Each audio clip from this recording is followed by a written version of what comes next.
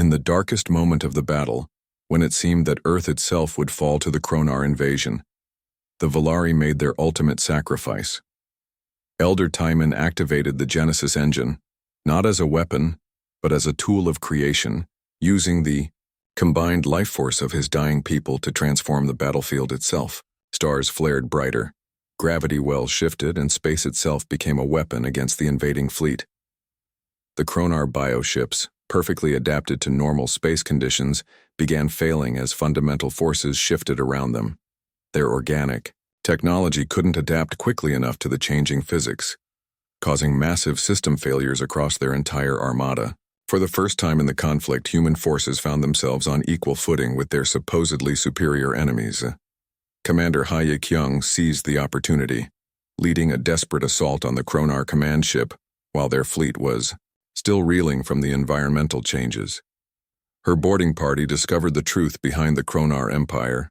They weren't a naturally evolved species, but artificial constructs created by an ancient civilization to serve as perfect soldiers. Their creators had built them to be unstoppable conquerors, but had never programmed them to handle failure or retreat.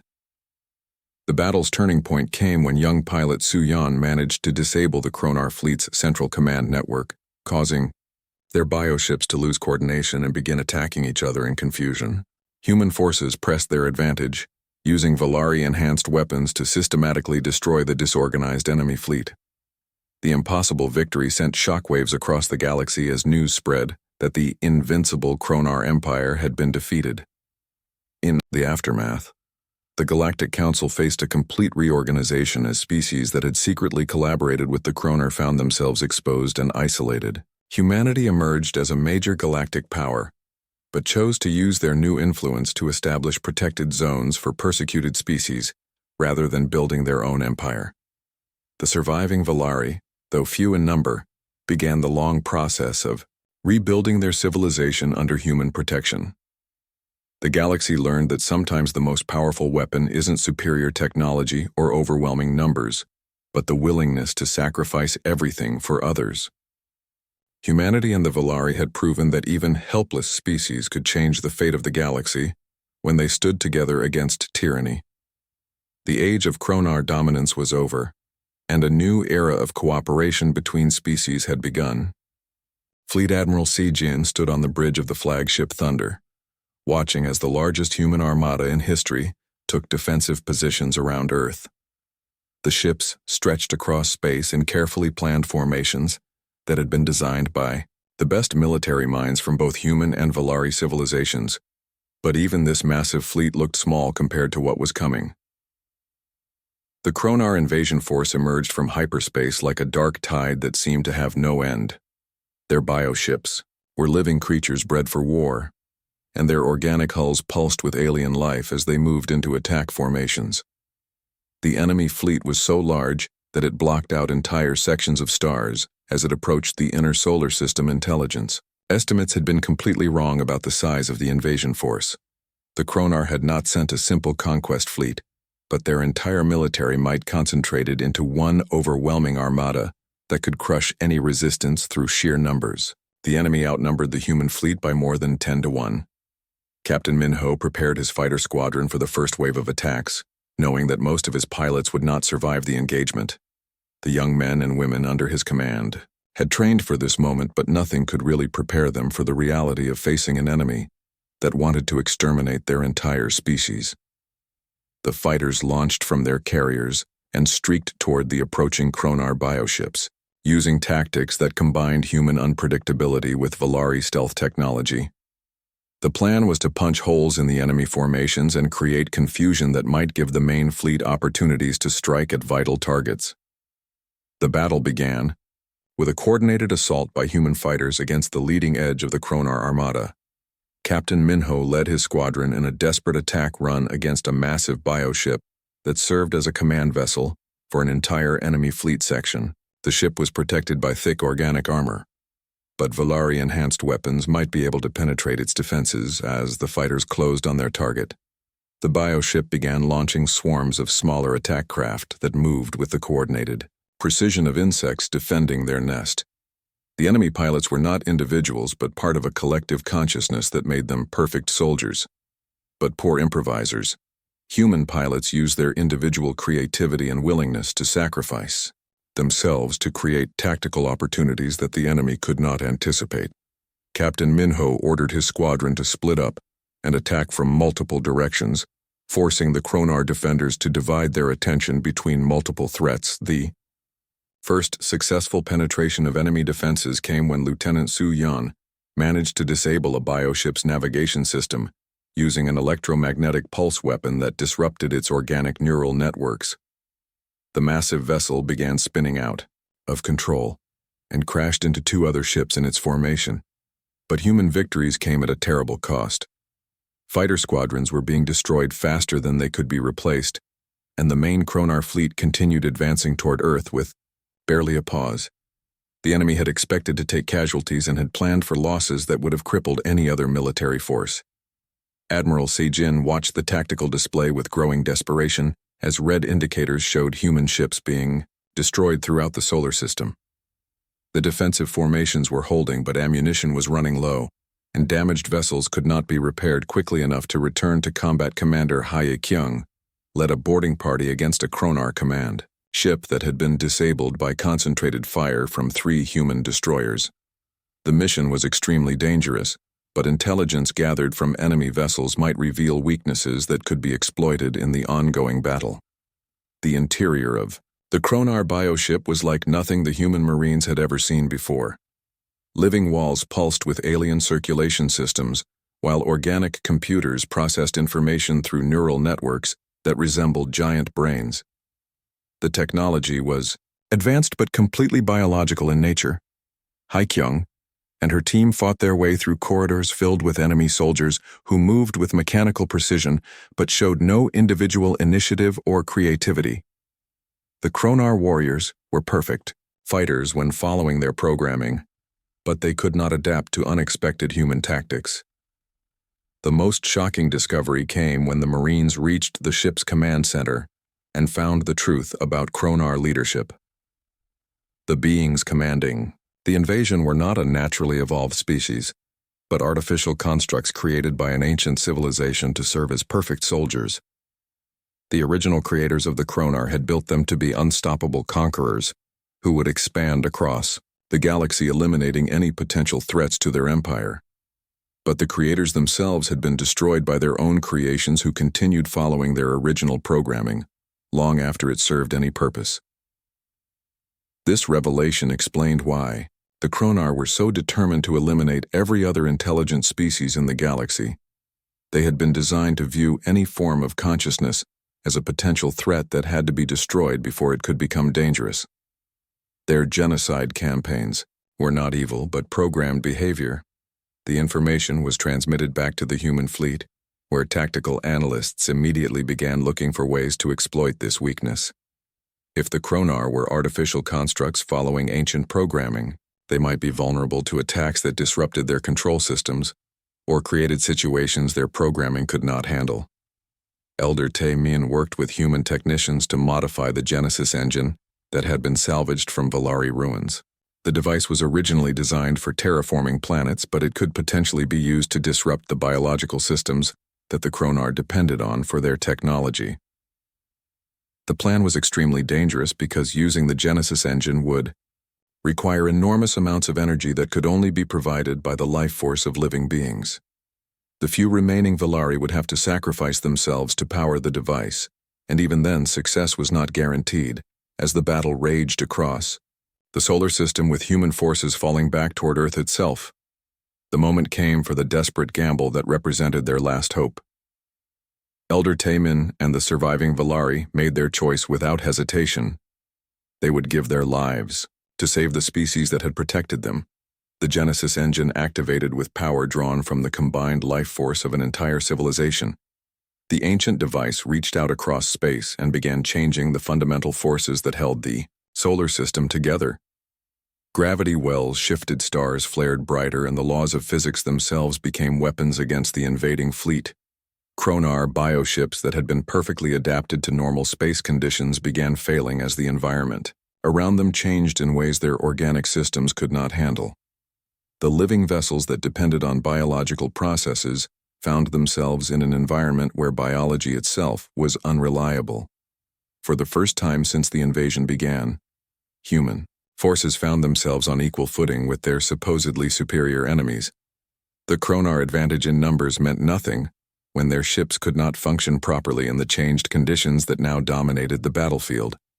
Captain Junho seized the opportunity to lead his damaged destroyer squadron in a final assault against the Kronar command ships. While the enemy fleet was struggling with system failures, human vessels pressed their attack, using conventional weapons that were not affected by the environmental changes. The tide of battle began to turn as Kronar formations lost coordination and individual bioships started attacking each other in confusion. Their collective consciousness was disrupted by the changing physical conditions and without central coordination. The perfect soldiers became chaos. Young pilot Su-Yan managed to penetrate the defenses of the main Kronar command vessel and disable its central computer system.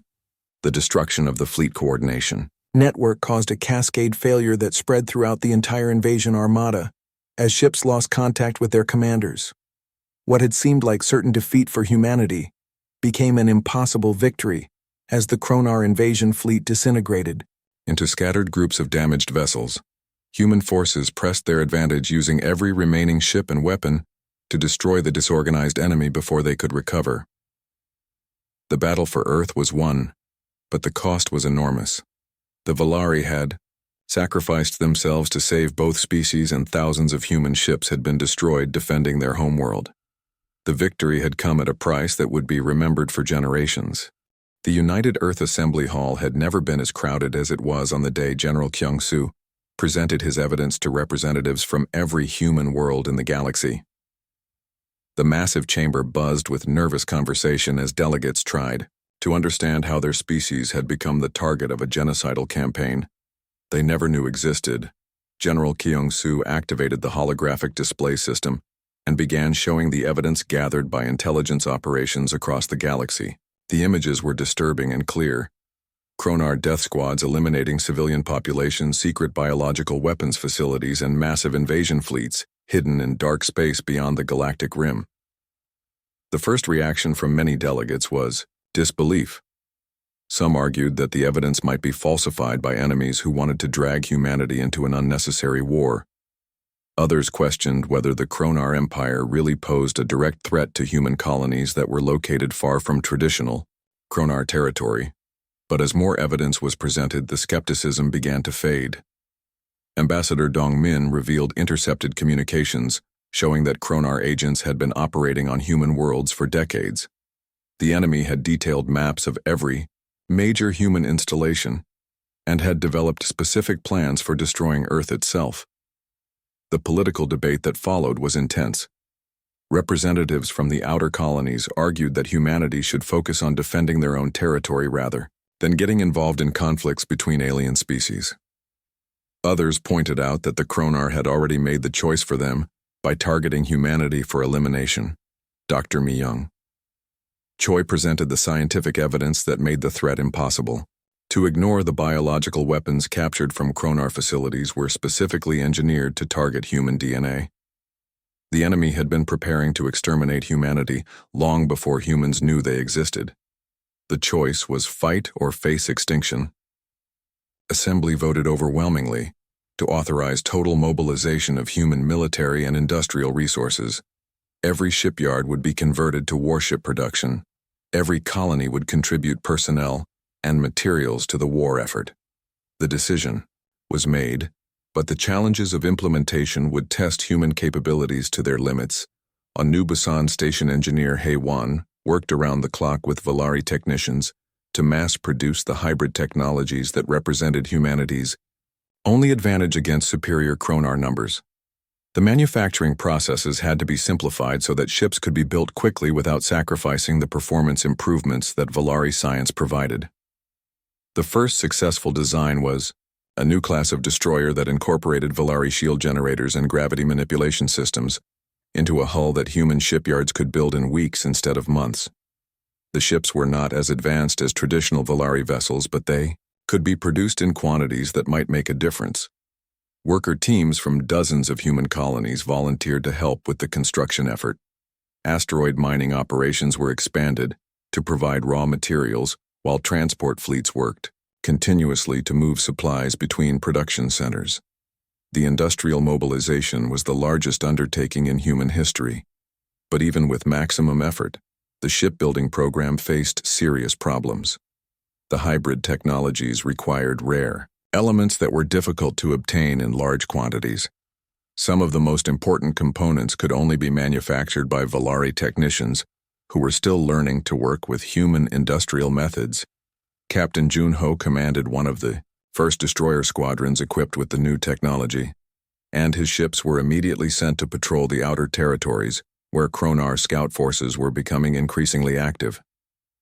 The early engagements provided valuable combat data, but also revealed weaknesses in the new designs. The gravity manipulation systems worked perfectly for creating defensive fields, but they consumed enormous amounts of power that limited the duration of engagements. The shield generators were more effective than human technology, but they required constant adjustment by technicians who understood Valari science.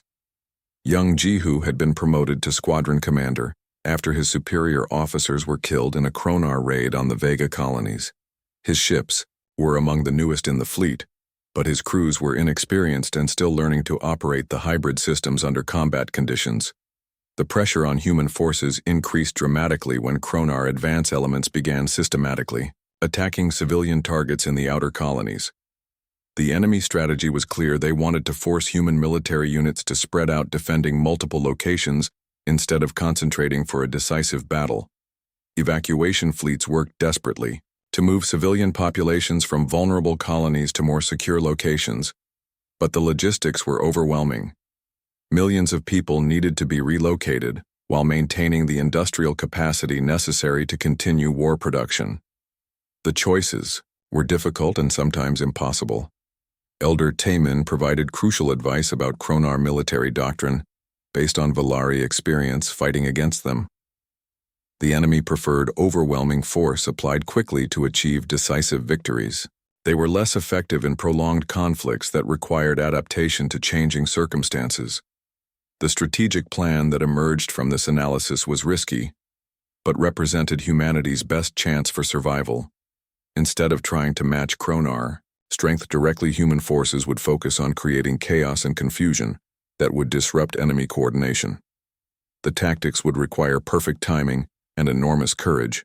Engineer Dongsu developed specialized weapon systems designed to exploit what Valari scientists knew about Kronar biology.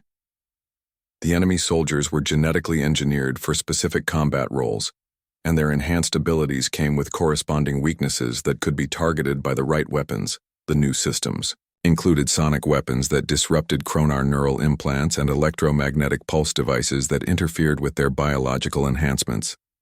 The weapons were effective, but they required close-range engagements that put human crews at extreme risk. Intelligence reports indicated that the main Kronar invasion fleet was finally moving toward human space. From their hidden bases beyond the galactic rim, the enemy armada was enormous, with thousands of ships carrying enough troops and biological weapons to eliminate every human world within months. Fleet Admiral Si Jin began assembling the largest human military force ever created above Earth's moon, knowing that the upcoming battle might be the last chance to prevent the complete extinction of their species. Ships from every human colony converged on the Sol system, while their crews prepared for what many believed would be a hopeless fight. The few remaining Valari warships joined the human fleet, their crystalline hulls gleaming as ancient weapon systems powered up for the first time in decades. The alien vessels were outnumbered like everything else in the human alliance, but their crews were determined to fight alongside the species that had saved them from extinctions. The final preparations continued. Reports arrived that Kronar biological weapons had been released on several outer colonies. The attack had begun, and human defenders were already facing the engineered plagues that had been designed specifically to kill their species. The enemy was not waiting for a formal declaration of war. The storm was rising, and within days it would break over the human homeworld with the fury of an empire that had spent centuries preparing for this moment. The outcome would determine not just the fate of humanity, But the future of all intelligent life in a galaxy where the strong had always preyed upon the weak families on Earth looked up at the growing fleet in their sky and wondered if they would survive to see another sunrise. The ships above them represented everything their species could build, but against the Kronar armada they seemed as fragile as flowers facing a hurricane. The ultimate test was about to begin. Admiral Jinwoo stood in the secure briefing room deep inside Earth Command headquarters, studying the holographic display that showed enemy ship movements across 3 different star systems. The information had come from an unexpected source, and what it revealed about Kronar operations changed everything. Humanity thought they knew about galactic politics. The source was a former Kronar prisoner named Sang-Ho, who belonged to a species that most beings believed had been extinct for over a century. His people had been among the first victims of what the Kronar called their purification campaign, the systematic elimination of any race that might someday pose a threat to their expanding empire. Sang-Ho had escaped when the transport ship carrying him to a research facility suffered a critical system failure near the border of human space. Human patrol ships had rescued the survivors from the wreckage, not knowing that one of them carried intelligence that would expose the greatest conspiracy in galactic history. The escaped prisoner explained that the Kronar Empire had been conducting secret campaigns of genocide for over 300 years. They would identify races with advanced technology or rapid population growth and then find ways to eliminate them before they became powerful enough to resist. The methods varied, but the results were always the same. Some species were destroyed by engineered plagues, like the one that had devastated the Volari. Others were eliminated through economic warfare that collapsed their governments and left them vulnerable to direct military action. The most dangerous races faced coordinated attacks by multiple enemies who were secretly funded and equipped by Kronar military resources. Humanity had been under observation by Kronar intelligence for nearly 50 years, ever since human ships first began exploring beyond their home system. The rapid expansion of human colonies and the speed of their technological advancement had marked them as a priority target for elimination. The only question was when the attack would begin. Dr. Yejin worked in a secret laboratory hidden in the asteroid belt between Mars and Jupiter, where captured Kronar technology was being studied by teams of human and Volari scientists. The equipment they examined told a story of preparation that had been going on for decades. The enemy had been getting ready for war against humanity long before most humans knew the Kronar existed. The biological weapons found in Kronar research facilities were specifically designed to target human genetic markers. The viruses could spread through air or water and would cause massive organ failure within days of infection. Even worse, the diseases were engineered to be highly contagious during the early stages, when victims showed no symptoms. Volari scientists who had been forced to work on these weapons provided crucial information about how they functioned. The biological agents used Volari genetic research to identify weaknesses in human DNA that could be exploited. The enemy had been using their genocide victims to develop weapons against their next targets. Commander Boram led a desperate intelligence mission to a Kronar military depot in the Centauri system, where enemy fleets were reportedly gathering for a major operation. Her stealth ship carried the most advanced sensor equipment that human Volari cooperation could produce, and her crew included both species, working together to gather vital information. What they found at the depot exceeded their worst fears. Massive fleets of Kronar warships were assembled in hidden bases throughout dark space beyond the edge of the galaxy. The ships were loaded with biological weapons, invasion troops, and equipment for occupying conquered worlds. The preparations were complete, and the invasion could begin at any time. But the intelligence mission also revealed something unexpected. In the prison facilities attached to the military bases were thousands of beings from species that were supposed to be extinct. Survivors from dozens of different civilizations were being held in research compounds where Kronar scientists studied their genetics and tested new weapons. The pattern became clear as more intelligence was gathered. The Kronar had been systematically eliminating advanced races for centuries, always claiming that conflicts were local disputes or natural disasters. The Galactic Council had never investigated these incidents carefully because the Kronar maintained peaceful relations with the major powers. In fact, several council species were secretly cooperating with the Kronar campaign. Trade agreements and resource contracts masked a deeper partnership that allowed the enemy to operate freely across galactic territory. Some of the most respected civilizations in the galaxy were helping to fund and supply the systematic murder of entire species. The political situation became even more complex when Ambassador Dongmin discovered evidence that Kronar agents had infiltrated human colonies years before the rescue of the Valari began. Sleeper cells were already in place on major human worlds, ready to sabotage defensive systems and spread biological weapons when the invasion began. Security sweeps on Earth and the largest colonies identified dozens of suspected Kronar agents, but catching them all would be impossible. The enemy had been planning this campaign for decades, and their preparation was thorough. Human intelligence services had to assume that some agents remained undetected and ready to strike. General Kyung-soo assembled the largest military conference in human history, bringing together commanders from every fleet and colony defense force. The evidence presented at the meeting left no doubt that humanity faced an existential threat. The enemy was not interested in conquest or negotiation, but in complete extermination. The Kronar viewed intelligence itself as a threat to their empire. Any species capable of advanced science or philosophy was considered dangerous because they might eventually develop ways to resist Kronar expansion. The only acceptable outcome from their perspective was the elimination of all potential competitors. Preparations for war began immediately, but the challenges were enormous. Human military forces were designed for defending colonies and fighting limited conflicts, not galactic warfare against an enemy that outnumbered them by thousands to one. The industrial capacity needed to build enough ships and weapons would take years to develop. Engineer Hae-won worked with Valari technicians to design new classes of warships that could be built quickly using hybrid technology. The first priority was developing vessels that could match Kronar speed and firepower, while being simple enough for human shipyards to mass produce. The designs had to be perfect because there would be no time for testing, young Officer Ji-hoo found, himself promoted rapidly as the military expanded to meet the coming threat. His patrol ship was one of the first to encounter Kronar scouts probing human defenses near the Wolf system. The enemy ships were destroyed, but not before they transmitted detailed scans of human defensive positions. The skirmishes that followed were small, but they confirmed what intelligence reports had suggested. The Kronar were testing human responses and gathering information for the main assault.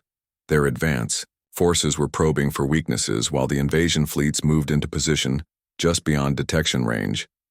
Captain Jun-ho commanded a destroyer squadron that engaged Kronar raiders attempting to attack civilian shipping in the Tau Ceti system. The enemy tactics were precise and ruthless, showing no concern for non-combatants. The raiders would destroy entire passenger ships to eliminate a single human official who might have important information. Each engagement provided valuable intelligence about enemy capabilities, but the cost was high. Human losses were mounting while the main Kronar fleets remained hidden in dark space. The enemy was willing to sacrifice their advance forces to gather information while keeping their primary military strength secret. Elder Taemin worked with human strategists to analyze Kronar battle tactics using knowledge gained from centuries of fighting against them. The Valari had never been able to match the enemy in direct combat, but they had learned to recognize patterns in Kronar behavior that might be exploited. The information was valuable, but the odds remained overwhelming. The hunt had begun, and humanity was both predator and prey. Human forces searched desperately for the hidden invasion fleets while knowing that Kronar agents were already among them, preparing to strike from within. The next phase of the conflict would determine whether intelligent life in the galaxy had any future at all. The stars looked cold and empty from the bridge of the human warship Thunder, as Commander Dae-hyun Park stared out into the black void of space. His ship was on patrol duty in the Outer Rim territories where few beings dared to travel. The silence was broken only by the soft hum of the ship's engines and the quiet beeping of scanning equipment. Lieutenant Soo-jin Lee sat at her communication station running routine checks on the long-range sensors when something unusual caught her attention. A weak signal was coming from somewhere in the distance. It was so faint that the computer almost missed it entirely. The signal used an old frequency that most spacefaring races had stopped using many years ago. Sujin called out to her commander, telling him about the strange transmission. Daehyun walked over to her station and listened as she tried to clean up the signal. The sound was broken and filled with static, but they could hear voices speaking in a language that sounded both ancient and desperate. After working for several hours, Sujin finally managed to decode part of the message. The words she translated made everyone on the bridge stop what they were doing. The message was from the Valari asking for help. The Valari were supposed to be extinct. The Valari had once been the most powerful and advanced race in the galaxy. Their floating crystal cities had been the wonder of all civilizations, and their technology had connected distant worlds through hyperspace gates that made travel across the galaxy possible in days instead of years. Every young being learned about the Valari in school as the great builders and teachers of the galaxy. But that was before the Great Plague came to their homeworld of Thessia Prime. The disease had spread through their population faster than their medicine could stop it. Millions died in the first months, and their great cities began to fall from the sky as there were not enough people left to maintain them. The few survivors had fled to distant moons and asteroid bases trying to stay alive. The Galactic Council had declared the Valari extinct 40 years ago. Their former friends and allies had quickly moved to claim Valari territory, calling it empty space that needed new owners.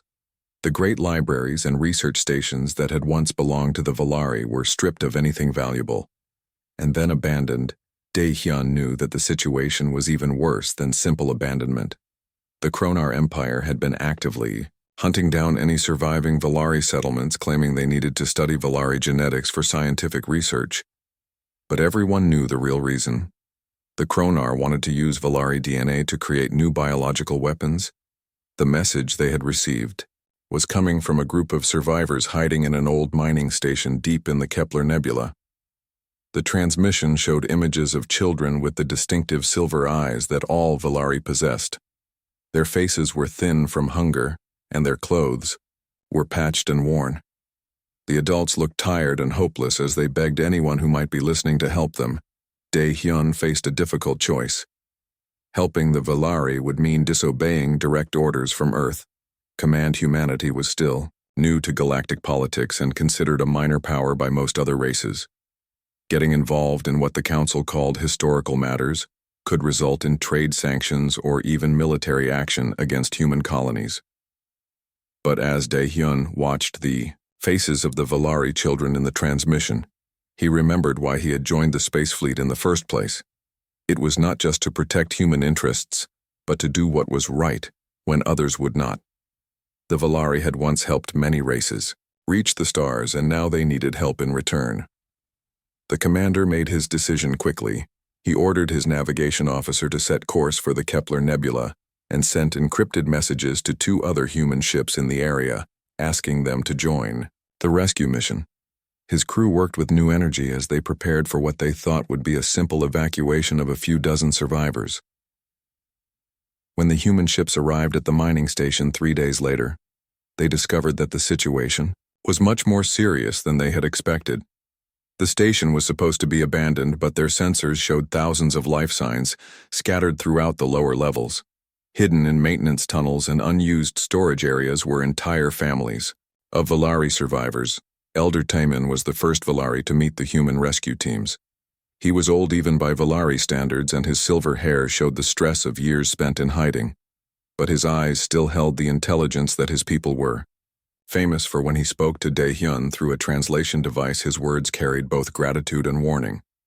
The elder explained that this mining station was just one of many hidden settlements scattered across the galaxy.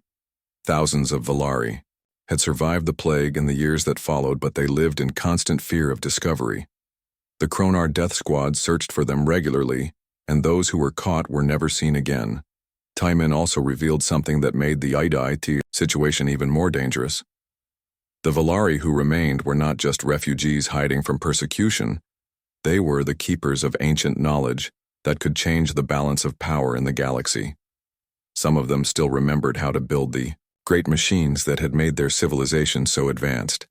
The rescue operation took 5 days as human ships carefully evacuated survivors from the mining station. Each transport was filled with Valari families carrying whatever possessions they could manage. The children stayed close to their parents while the adults watched the stars nervously through the ship windows, as if expecting enemy vessels to appear at any moment. During the journey back to human space, Elder Taemin shared some of the Valari history with Daehyun. The plague that had destroyed their civilization had not been natural. It had been created by an unknown enemy and released on their homeworld as the first step in a larger plan to eliminate all advanced races. From the Galaxy A's, the rescue ships entered the safety of human-controlled space. Daehyun realized that saving the Valari was only the beginning of a much larger story. The galaxy was more dangerous than anyone had suspected, and humanity had just made themselves part of an ancient conflict that would determine the future of all intelligent life among the stars. The few thousand Valari survivors now under human protection carried with them secrets that could save civilizations or destroy them. The commander knew that the choice of what to do with that knowledge would soon rest with people much more important than a simple patrol ship captain. But for now, he was satisfied that he had done the right thing by helping those who could not help themselves. Captain Suho Kim had fought in 3 different border wars during his military career, but nothing had prepared him for what he found on the small moon orbiting Proxima 7. The settlement had been home to nearly 200 Valari survivors, who had managed to build a small community in the abandoned mining tunnels beneath the surface. Now the tunnels were filled with smoke and the smell of burning metal. Suho led his Marine squad through the wreckage, looking for any survivors. The Kronar Death Squad had been thorough in their work. Bodies lay scattered throughout the underground chambers, and most of the settlement had been destroyed by plasma weapons. The Marines found evidence of the systematic way the Kronar had carried out their attack. Medical equipment had been set up in one of the larger chambers, where the attackers had performed experiments on captured Valari before killing them. Genetic samples had been carefully collected and stored in special containers that were now missing from the site-in. A hidden storage room behind a collapsed wall, the Marines discovered 12 Valari children, who had been hiding for 2 days without food or water. The youngest was barely old enough to walk, while the oldest appeared to be about 15 years old in human terms. They were terrified and spoke only in whispers even after the humans assured them they were safe. Among the children was a young Valari girl named Hyejin, who had managed to save something important. During the attack, hidden in a secret pocket of her clothing was a small crystal device that glowed with a soft blue light. When Elder Taemin examined the crystal back on the human transport ship, his expression changed from curiosity to alarm. The crystal contained partial blueprints for something called the Genesis engine, a piece of Valari technology that could reshape matter at the molecular level. The device had originally been designed for terraforming dead planets and turning them into worlds suitable for life. But the same technology could also be used as a weapon capable of destroying entire star systems. Elder Taemin explained to Captain Suho that the Kronar had been searching for these blueprints for many years. The Genesis engine represented the ultimate prize in their campaign against the Valari, because it would give them the power to remake the galaxy according to their desires. Any planet that opposed them could be transformed into a lifeless wasteland. Within days, the discovery of the crystal blueprints changed everything about the human rescue operations. What had started as a simple humanitarian mission was now a race to prevent a powerful weapon from falling into the wrong hands. The Kronar were not just committing genocide for resources or territory. They were systematically eliminating the Valari to obtain their most dangerous technological secrets.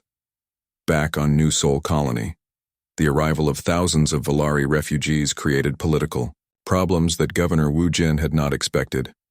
The human colonists were concerned about sharing their limited resources with so many newcomers. Some worried that protecting the Valari would make the colony a target for Kronar attacks. The debates in the Colonial Assembly were heated, with some representatives arguing that humanity should focus on protecting their own people first.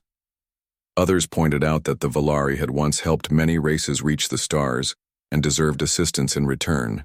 The arguments continued for days while the refugees waited in temporary shelters, wondering if they would be forced to leave. Dr. Mi-young Choi was the chief xenobiologist for the colony, and she had been studying the Valari survivors since their arrival. Her research revealed something that changed the entire political situation. The Valari were not just victims seeking charity, they were potential partners who could offer humanity incredible advantages. The genetic structure of the Valari contained natural immunities to dozens of alien diseases that had killed thousands of human colonists over the years. Their blood chemistry could be used to develop vaccines and treatments that would save countless human lives. The medical knowledge they possessed was worth more than entire star systems full of rare minerals. But the real value of the partnership became clear when Elder Taemin began sharing some of his people's technological secrets with human scientists. The improvements were dramatic even with limited information. Human shield generators became 30% more effective, and communication systems could now send messages across the galaxy in hours, instead of weeks. Engineer Jong-Soo worked directly with Valari technicians to adapt their designs for human manufacturing capabilities. The first successful project was a new type of sensor array that could detect ships hiding in subspace. The technology would give human patrol fleets a significant advantage when searching for Kronar raiders or hidden enemy bases. The collaboration between human and Valari scientists produced results faster than anyone had expected. The combination of human industrial capacity and Valari scientific knowledge created possibilities that neither species could achieve alone. Within months, the first hybrid technologies were being installed on human ships and defensive platforms. Captain Suho received new orders to establish a joint task force with Valari volunteers who wanted to help rescue their people from Kronar camps. The mixed crews took time to learn how to work together, but they shared a common goal that made cooperation easier. Both species had lost friends and family to Kronar attacks, and both wanted to strike back. The first joint rescue mission targeted a Kronar research facility in the Vega system. Intelligence reports indicated that nearly 1,000 Valari prisoners were being held there for genetic experiments. The facility was heavily defended, but the combination of human tactics and Valari technology gave the rescue force advantages that the Kronar had not expected. Lieutenant Sang-min commanded a squadron of fighters equipped with new Valari-designed stealth systems that made them nearly invisible to enemy sensors. His pilots were able to approach the research station without being detected and disable the defensive systems before the main attack began. The rescue was successful, with most of the prisoners safely evacuated. The rescued Valari was a scientist named Dr. Kyung-ho, who had been forced to work on biological weapons development for the Kronar. His information revealed the true scope of the enemy plan. The Kronar had been developing diseases specifically designed to target human DNA using Valari research to create biological weapons that could wipe out entire human colonies. The intelligence was terrifying, but it also confirmed that the partnership between humans and Valari was more than just morally right. It was essential for the survival of both species. The Kronar viewed any advanced civilization as a potential threat and had been systematically eliminating races that might someday challenge their empire. As more rescue missions succeeded and more Valari settlements received human protection, the alliance between the two species grew stronger. Human colonies began hosting Valari refugees, while Valari scientists shared knowledge that improved human technology. The cooperation was producing results that impressed even the Galactic Council, but the success of the human-Valari alliance was also drawing unwanted attention. Kronar intelligence networks had noticed the increased human activity in former Valari territories and the sudden improvements in human technology. The enemy was beginning to realize that their secret campaign might not remain secret much longer. Elder Taemin warned the human leadership that the Kronar would eventually respond to the growing alliance with direct military action. The enemy had spent too many resources on their campaign against the Valari to allow humans to interfere with their plans. The next phase of the conflict would not be rescue missions, but open warfare between civilizations. The alliance that had begun with a simple rescue operation was becoming the foundation for resistance against an enemy that threatened all intelligent life in the galaxy. Humans and Valari were learning to fight together, but they would soon face challenges that would test whether their partnership could survive against overwhelming odds.